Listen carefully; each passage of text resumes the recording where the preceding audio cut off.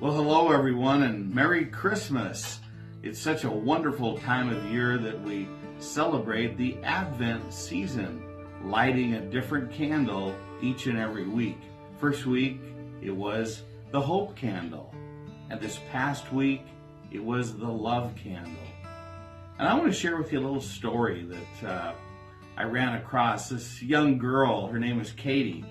She was on her first job out of college and education, and she got what she thought was her dream job. She was teaching the third grade school at a small elementary in her hometown, and it was a wonderful time. And as she went about the year, the kids were learning. She was doing different things, but she had this one boy in her class. He was autistic, and he really didn't have any friends. He stayed to himself. He was kind of hard to get to know, and some of the kids were avoiding him many times. He would eat alone, and it was kind of a tough thing for her, and she didn't quite know what to do. She'd been in all the kids' homes throughout the year and talked with the parents, and again, it was a small town, and she actually attended church with so many of these families, and she had the permission to talk with kids about the Lord, even in her public school that she was in.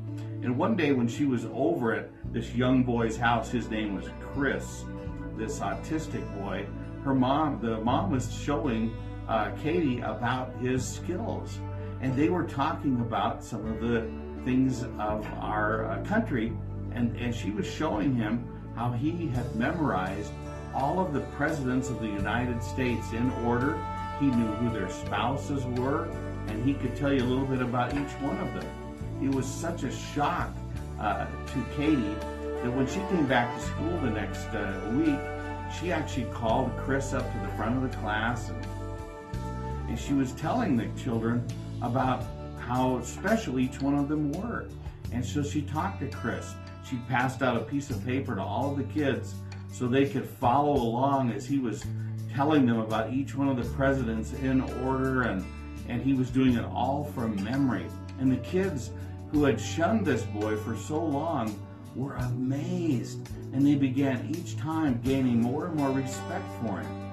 And after he was done, she had kind of set this up. His mom came to take him for a dental appointment. So he left the classroom, and Katie then spent the next time sharing with the kids about how sometimes we push someone away when we really don't know much about them. And she actually told them the story, which was, the secular story of Rudolph the Red-Nosed Reindeer and how he was shunned. But then when they found out what his special gift was, everyone gathered around him and he gained that respect. Well, that's what it was for Chris as well. And she came around to each and every one of the children then, and she put her hands on them, and she spoke about each one of them and how special they were. She would say to young Bruce, you're an athlete. God's given you special skills to run fast and do things. I so appreciate that. Then she would go to Angela, you are a tall girl. Boy, I use you to help me do things because you're special that way. And then to another one about how they have been gifted with wonderful penmanship, and another one how God's worked with them and their ability for their academics. And as she did that, she handed each and every one of them a small little keychain that had a light on it. It would shine. And she talked about how each one of them, there's just that little bit of light that would help and shine in their world. And then she quoted this Bible verse to them as well. In that same way, let your light shine before others, that they may see your good deeds and glorify your Father in heaven. That's found in Matthew 5:16. Well, folks, I challenge you today to find out what it is in your life that you can let your light shine. You're special to the Lord in every way.